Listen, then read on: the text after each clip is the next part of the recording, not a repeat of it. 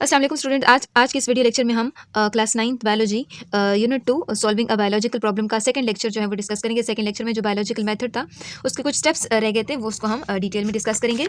जैसे हमने कहा था कि साइंस क्या है, science is the study of world, यानी इस दुनिया की स्टडी है। हम किस चीज़ में ऑब्जर्वेशन और एक्सपेरिमेंट के जरिए हम इस दुनिया की स्टडी करते हैं।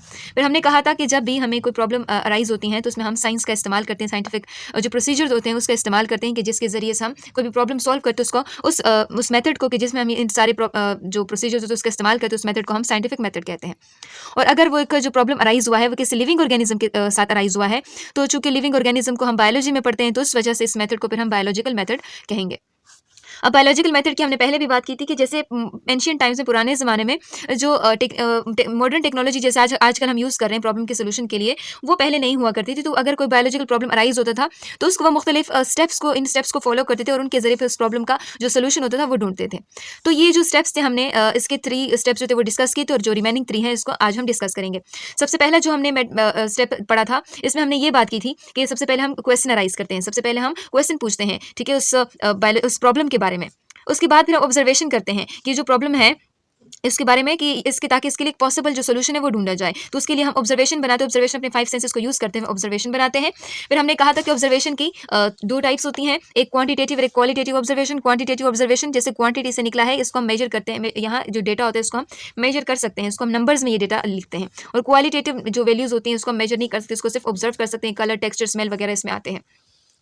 फिर हमने कहा था कि जो हाइपोथेसिस है वो एक पॉसिबल आंसर होता है उस बायोलॉजिकल प्रॉब्लम के लिए। और हमने कहा था कि जो गुड हाइपोथेसिस होते हैं इसके क्या कैरेक्टरिस्टिक्स होते हैं। और हमने कहा था कि जो हाइपोथेसिस हैं ये बायोलॉजिस्ट के ऑब्जर्वेशन के ऊपर बेस्ड होता है। यहाँ पे जो प्रॉब्लम होती है उसके लिए एक पॉसिबल आंसर होता है, ये टेस्टेबल होता है, इसको आप इजीली डिस्प्रूव भी कर सकते हैं, ये अंडरस्टैंडेबल होता है, ये सिंपल होता है। तो ये हमने इसके कुछ कुछ कैरेक्टरिस्टिक्स देखे थे। अब आज हम पढ़ने जा रहे हैं डिडक्शन को। डिडक्शंस क्या होते हैं, जैसे हमने कहा था कि जो पॉसिबल आंसर्स होते हैं ना, जैसे हम कहते हैं, कल हमने 50 लोगों की बात की थी ना कि कोई प्रॉब्लम है उसके लिए 50 लोगों ने हाइपोथेसिस पेश किए हैं। अब उन पॉसिबल जो हाइपोथेसिस है ना, उनको हम क्या कर लेते हैं, उनसे लॉजिकल कॉन्सिक्वेंसेज जो होते हैं ना, हम वो हासिल करते हैं। Deductions are the logical consequences, उसको हम एक्सपेक्टेड रिजल्ट्स भी कहते हैं।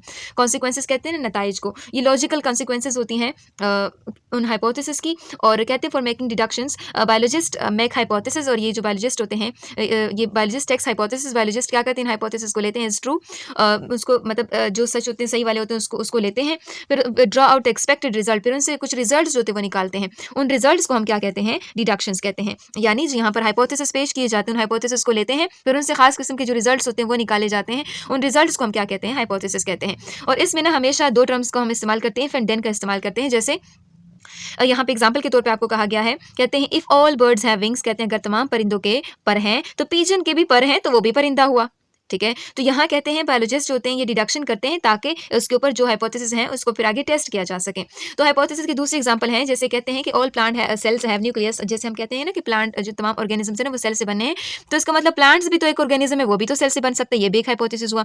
दूसरा हाइपोथेसिस ये हो सकता है, कहते हैं कि तमाम जो प्लांट्स सेल्स होते हैं उसके अंदर न्यूक्लियस होता है। तो यहाँ से हम जो डिडक्शन निकालते हैं कि अगर तमाम प्लांट सेल्स में न्यूक्लियस है, तो जो ब्लेड ऑफ ग्रास है, जो घास का एक छोटा सा वो जो तिनका होता है, ब्लेड होता है, वो भी तो उसमें भी तो सेल्स होते हैं ना, उनके अंदर भी तो न्यूक्लियस होगा फिर। ठीक है, क्योंकि वो प्लांट है उनके सेल्स में भी तो फिर न्यूक्लियस होना चाहिए। तो यहाँ पर हम 2 टर्म्स का इस्तेमाल करते हैं, एक इफ एंड दूसरा देन। तो यानी जो डिडक्शंस होती हैं इसमें हम एक पॉसिबल जो आंसर होता है, एक्सपेक्टेड रिजल्ट्स होते हैं, ठीक है, जो हाइपोथेसिस पेश किए गए होते हैं उनसे हमें जो एक्सपेक्टेड रिजल्ट्स होते हैं वो निकालते हैं, और इसमें फिर इफ एंड देन का इस्तेमाल करते हैं। आप कहते हैं कि उसके बाद हम फिर क्या करते हैं, एक्सपेरिमेंटेशन करते हैं। एक्सपेरिमेंटेशन क्या होता है कि जब भी ये जो हाइपोथेसिस जो डिडक्शन होती है इसके हाइपोथेसिस आते हैं तो इसको सही या गलत साबित किया जाता है कि क्या ये जो हाइपोथेसिस है ये सही है या गलत है। तो सही या गलत साबित करने के लिए इसके मुख्तलिफ टेस्ट किए जाते हैं, इसके ऊपर एक्सपेरिमेंट परफॉर्म किए जाते हैं, और फिर इसके जरिए हम देखते हैं कि जो हाइपोथेसिस है ये सही है या गलत है। अगर कोई हाइपोथेसिस गलत साबित हो जाए तो उसको रिजेक्ट कर दिया जाता है, और जो सही वाले होते हैं उसको फिर एक्सेप्ट कर दिया जाता है, उसको कबूल कर दिया जाता है। फिर इससे जो एक्सेप्टेड हाइपोथेसिस होती हैं फिर उससे फर्दर उसकी डिडक्शन होती है, फिर उसके ऊपर एक्सपेरिमेंट फिर से परफॉर्म किए जाते हैं, और उसके जो करेक्टनेस होती है, जो सहीपन होते हैं वो फिर टेस्ट किया जाता है, फिर वो कंफर्म कर दिया जाता है। फिर अगर फॉर एग्जांपल ऐसा भी हो सकता है कि कभी कभी जो एक्सपेरिमेंट्स होते हैं वो जो हमारे जो डिडक्शंस हमने की होती हैं, जो पॉसिबल जो आंसर हमने ढूँढे होते हैं, हाइपोथेसिस हमने पेश किए होते हैं, कभी-कभी उनके जो एक्सपेरिमेंट परफॉर्म करने के बाद जो एक्सपेरिमेंट के रिजल्ट्स होती हैं, उन हाइपोथेसिस के साथ मैच ही नहीं करते। तो फिर हम क्या करते हैं, उन हाइपोथेसिस को फिर से रिजेक्ट कर देते हैं और फिर दूसरे न्यू हाइपोथेसिस जो होते हैं वो डेवलप किए जाते हैं, फिर उसके टेस्ट किए जाते हैं, उसको एक्सपेरिमेंट के उसके ऊपर परफॉर्म किए जाते हैं। अब हमेशा याद रखें कि जब भी हम एक्सपेरिमेंट परफॉर्म करेंगे तो एक्सपेरिमेंट परफॉर्म करने के लिए हम 2 ग्रुप्स का इंतखाब करते हैं। एक होता है एक्सपेरिमेंटल ग्रुप, दूसरा होता है कंट्रोल ग्रुप। जैसे हम यहाँ पे देखना चाहते हैं कि फोटोसिंथेसिस के लिए कार्बन डाइऑक्साइड जो है वो ज़रूरी है या नहीं है, यानी ये क्वेश्चन अराइज होता है। तो ये हाइपोथेसिस पेश किया गया कि फोटोसिंथेसिस के लिए कार्बन डाइऑक्साइड ज़रूरी है, तो इसको टेस्ट किया जाता है। फिर इसमें 2 ग्रुप बनाए जाते हैं, कंट्रोल ग्रुप में तमाम कंडीशन प्रोवाइड की जाती हैं और एक्सपेरिमेंटल ग्रुप में हम वो कंडीशन प्रोवाइड नहीं करते कि जिसको हम टेस्ट करना चाह रहे हैं, बाकी सारी कंडीशन उसको प्रोवाइड कर देते हैं। जैसे वहाँ पे आप यहाँ आप देख सकते हैं।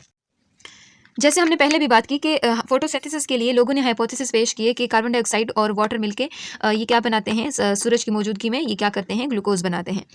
तो हम देखते हैं कि जो प्लांट है उसके लिए कार्बन डाइऑक्साइड की ज़रूरत होती है या नहीं होती।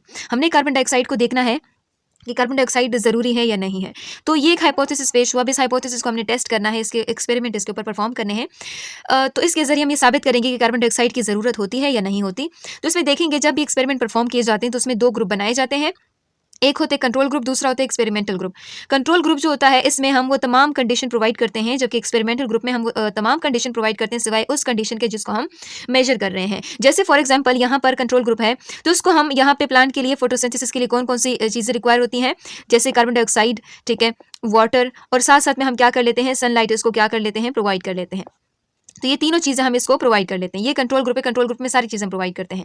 जबकि एक्सपेरिमेंटल ग्रुप में हम वाटर भी प्रोवाइड करते हैं, हम सनलाइट भी प्रोवाइड करते हैं, ठीक है, लेकिन हम इसमें कार्बन डाइऑक्साइड प्रोवाइड नहीं करते। हम इसके ऊपर टेस्ट करना चाह रहे हैं कि ये जो कार्बन डाइऑक्साइड है प्लांट को इसकी ज़रूरत है या नहीं है। तो अब यहाँ पे जो प्लांट है वो तो कार्बन डाइऑक्साइड वाटर इनकी मौजूदगी में ग्रो कर रहा है, ये कंट्रोल ग्रुप हुआ। लेकिन ये जो एक्सपेरिमेंटल ग्रुप है ये हम यहाँ पे कार्बन डाइऑक्साइड का जो इफेक्ट है वो देखेंगे। तो जब कार्बन डाइऑक्साइड हम इसके ऊपर इसको प्रोवाइड नहीं करेंगे तो ये जो फोटोसिंथेसिस का प्रोसेस है ये रुक जाएगा, ये नहीं हो सकेगा। तो यहाँ से साबित हो जाएगा कि जो कार्बन डाइऑक्साइड है ये प्लांट के लिए ज़रूरी है। ठीक है, सो यानी हम जब भी एक्सपेरिमेंट परफॉर्म करते हैं उसमें हम 2 ग्रुप्स बनाते हैं, कंट्रोल ग्रुप, दूसरा एक्सपेरिमेंटल ग्रुप। कंट्रोल ग्रुप जो होता है उसमें तमाम कंडीशन प्रोवाइड किए जाते हैं, लेकिन जो एक्सपेरिमेंटल ग्रुप होता है उसमें हम तमाम कंडीशन प्रोवाइड नहीं करते। उसमें एक कंडीशन जो होती है जिसको हम टेस्ट करना चाह रहे हैं, उसको चूंकि उसके ऊपर हम एक्सपेरिमेंट परफॉर्म कर रहे हैं तो वो हम प्रोवाइड नहीं करते। वो हम टेस्ट करना चाह रहे हैं कि ये जो कार्बन डाइऑक्साइड है इसको प्लांट को इसकी ज़रूरत है या नहीं। अब यहाँ पे चूंकि हमने एक्सपेरिमेंट परफॉर्म कर लिए, एक्सपेरिमेंट परफॉर्म करने के बाद कंक्लूजन्स होती हैं और रिपोर्टिंग होती हैं। तो जो एक्सपेरिमेंट परफॉर्म हो जाते हैं, एक्सपेरिमेंट परफॉर्म करने के बाद कंक्लूजन निकालते हैं, कुछ रिजल्ट्स होते हैं वो निकालते हैं। साइंटिस्ट जो होते हैं कुछ रिजल्ट्स निकाल लेते हैं, फिर उन रिजल्ट को पब्लिश किया जाते हैं मुख्तलिफ रिसालों, मुख्तलिफ आर्टिकल्स की सूरत में, रिसालों में इसको, बुक्स में इनको पब्लिश करते हैं। मुख्तलिफ सेमिनार्स में, मुख्तलिफ सिम्पोजियम में लोगों के सामने इसको पेश किया जाते हैं, नेशनल और इंटरनेशनल लेवल के ऊपर। फिर लोग इसके बारे में इसको वेरीफाई करते हैं, इसको फिर से टेस्ट करते हैं, इनके रिजल्ट को देखा जाता है कि क्या ये बात जो कर रहे हैं ये सही है या नहीं। अगर सही है तो उसके जरिए फिर प्रॉब्लम को सॉल्व करने की कोशिश करते हैं। तो ये थे कुछ बेसिक स्टेप। अब नेक्स्ट हम जो बायोलॉजिकल मेथड है उसके लिए एग्जांपल जो प्रॉब्लम्स है वो देखेंगे और उसके जरिए उसको फिर सॉल्व करने की कोशिश करेंगे।